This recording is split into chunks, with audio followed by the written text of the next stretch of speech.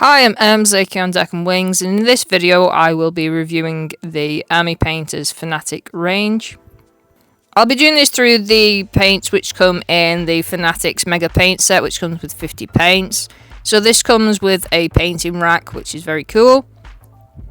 You also get a handy little painting guide, which I always think's good with these Army Painter sets. It gives you a brief outline of how to get started with painting, which I do really appreciate with the Army Painter. They're very user-friendly, especially for new painters, and you can get this guide free online as well as a PDF. I'll put a link in the description below where you can get to that PDF, and there's other PDFs on there as well, like how to build terrain and painting charts, etc. And of course, I love getting stickers as well. So this particular set is around about £150, €170 and like $220, but it's usually cheaper than that, usually like 10 to 20% cheaper if you get it from a third-party retailer. Obviously there's other sets available and you can get these paints individually. They're usually around about £2.50 to £3 or about €350 and around about $4 to $5, but like I said, you can get them a lot cheaper from third-party retailers. There is a good range of different paints within this set, and I wanted to review these because I worked with the original Army Painter ones and they were very like hit and miss. I found them a bit watery and some of them were hard to work with, so I'm hoping these ones are going to be a lot better. I wanted to review this range in particular because I worked with the original Army Painter ones and they were a bit hit and miss. Some of the paints were better than others, and then I found them were quite thin or they didn't mix properly. So these are supposed to be a big improvement on those. And also within this set you do get metallics and washes. I was also really pleasantly surprised to see some effects paints as well. So you have some rust and some gore and some like Nurgle rot type of stuff going on. So I'm going to be using some of the paints to demonstrate them and then give my opinion on the range as a whole. So as I said before, these colours are done in like a triad. So if you look here, these are the cold reds which come with this set. And you could buy a full set of the 6 paints with these if you wanted to. So if you're working a lot with like a red Space Marine army or something like that, you know how to easily shade and highlight it. Obviously, you don't need to go out your way to get 6 of every single colour that you want to use. Ideally, you could just use like 3, so use a dark colour, a mid-tone, and a highlight, which I'm going to be using here. And as you can see here, these 3 colours are very distinctly different in the light values. I really like how vibrant and saturated these colours are.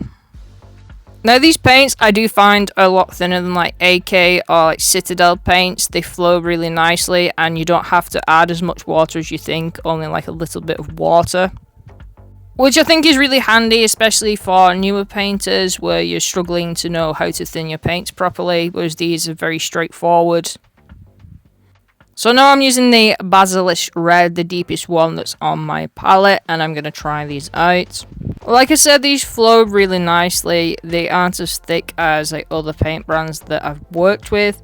Obviously, the downside with paints being more vibrant is that they don't have the additives in them to make them cover better. So you might find that these are thinner than some other paint brands.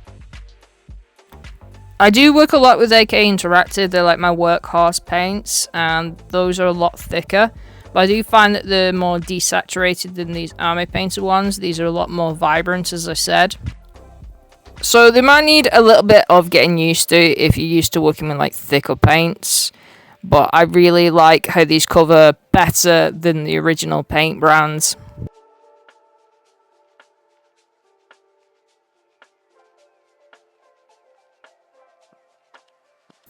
So moving on to the Wyvern Fur, the first layer of Basilisk has dried, and as you can see, this adds a highlight over the top of it, and it's a distinctly different colour value, which is nice. So like I said, that's the great thing with these triads of colours. You can easily find colours which you can highlight or shade your miniatures with.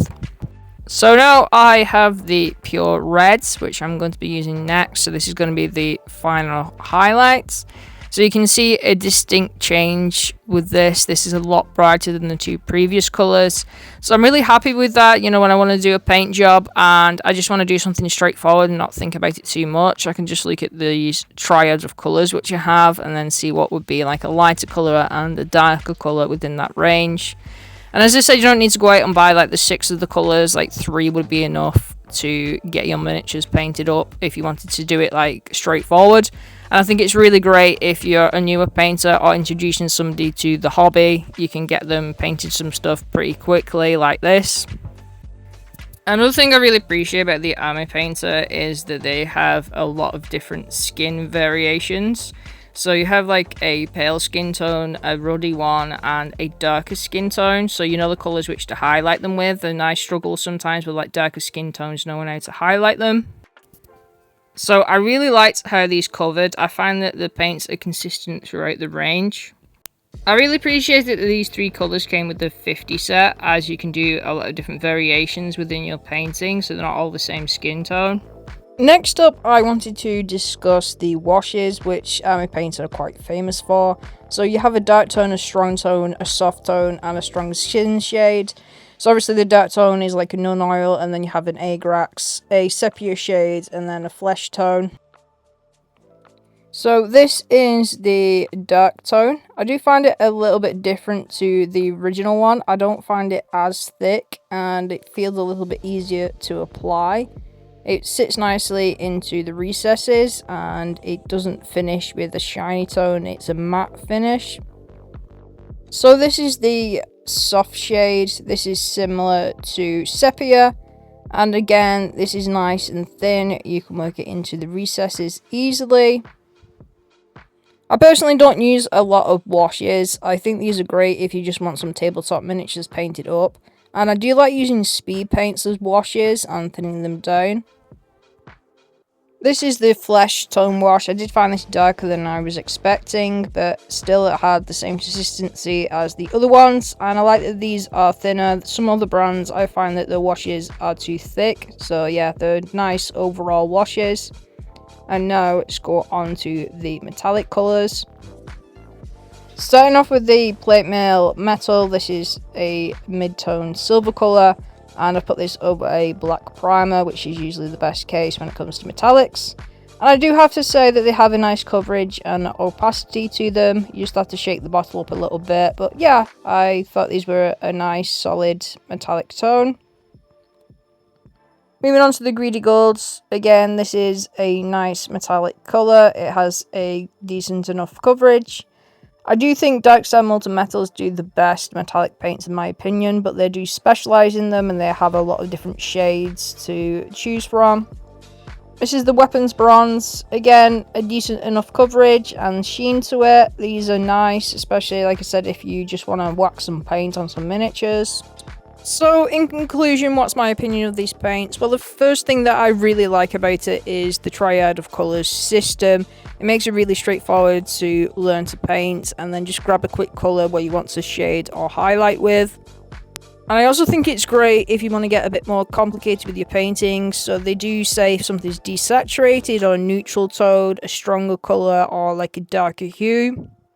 And as you get more technical with your painting, you can learn more about colour theory and how different colours work well together, and things like saturation and neutral tones and how different colours work in tangent with each other. And that's really cool. You can just grab a colour with a label on, so if you're working with a lot of vivid colours and then you want some cool tones to oppose that, or you just want some neutral colours to paint the rest of your model with. However, I do find that some of the light values within these triads are too similar together. You don't necessarily need all 6. I think some of the tones could be like darker towards the end of the spectrum to create more contrast. So in reality, you might only really need like 3 or 4 colours. And it kind of limits you as well to those types of colours. And the more you get into painting, the more you understand that it's not just like a strict colour scheme of one hue. You start to add other colours to your highlights and your shadows, and it makes your painting more interesting. However, I do think these are a very useful tool for new painters, as well as people who just want to get things painted up for the tabletop and don't want to think too much about it. They just want to enjoy the process and get things painted. There is a similar brand that does this called Two Thin Coats, the Duncan Rhodes paints, and they actually do triads of colours as well, but only in 3s. These paints aren't labelled though, so you don't really know what family of paints they're related to. So if it's desaturated, a cool red, a warm red, a neutral tone, etc. So I do think the Army paint is better in that respect. I just wanted to do a comparison between some of the Army Painter paints, which are on the left, and the Two Thin Coats paints, which are on the right. So I've tried to match up similar colours. So here I've done a quick comparison. So on the left are the Army Painter colours, and on the right are the Two Thin Coats ones, and I've matched up the similar colours which I do have. I find the Army Painter ones to be thinner and a bit runnier, so they're easier to work with, like I said, if you're a new painter and you don't have to thin them down as much. Whereas the Two Thin Coats ones were thicker, but that means you can add more water to them, so you can do more glazes and more like technical painting. This is like all of my own opinion though. I have been working with paints for like over 20 years, but I think it's down to personal preference when it comes to painting miniatures. But I'm going to give my overall opinion at the end of this video. So I did find that the Army Painter ones were thinner, like I said, after adding a lot more water. Whereas the Two Thin Coats ones, the more water I added, the more it binded back together, so I could stretch the paints out further.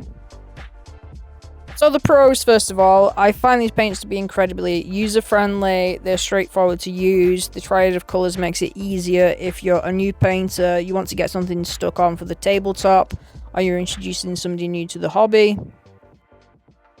I like the consistency of the paints. Like I said, they're not too thick, so these are great if you're new to the hobby. But they do cover well enough, and they're a huge improvement on the original range. It's great that there are a lot of different sets within this range, and even specific ones for certain types of miniatures. The washes are nice, they're not as thick as some other brands. The metallics were decent enough, and they do have a lot of different types of paints as well, like some technical ones. Plus, they're not too expensive either compared to some other brands. They're a lot cheaper than Two Thin Coats. So let's talk about the cons. First of all, I do think these are slightly thinner than some other brands, but they are quite vibrant paints, and I think they can be helpful and straightforward if you're new to painting and not used to thinning them down. The triads are cool, but like I said, they're a little bit unnecessary the more technical you get into painting, and I think there should be more of a contrast between light and dark in some of the ranges. And the other con is, the other thing I always point out, do you actually need more paints? There's so many different brands of paint on the market now, and it comes down to personal preference and skill and practice rather than a specific paint brand being far superior to others. However, with that being said, I do think some brands are better than others depending on what you want to do with your painting. So I think the Army Painter ones, especially the Fanatics range, are great if you're new to painting or if you want to introduce somebody to painting. You're in your early transition from Citadel to a different paint brand. Or you're somebody who just wants to paint up some like D&D type of miniatures or board games. Although I don't think the range is completely useless if you want to get more technical with your painting, I do think the labelling helps you if you want to understand your colour theory better. And you want to grab a paint, say if you want something that's neutral, and you go, oh, I can just have a look at the Army Painter ones and pick up a colour within that family range. So if you're new to painting, it's worth getting a big set of these. If you've been painting a while, have a look at the colours which you'd be interested in, or if you have a particular project in mind. As always, thank you for watching. Remember to enjoy your hobbies for yourself, and at the end of the day, they're just war dollies. You can check out my social media links in the description below, and I will see you in the next video.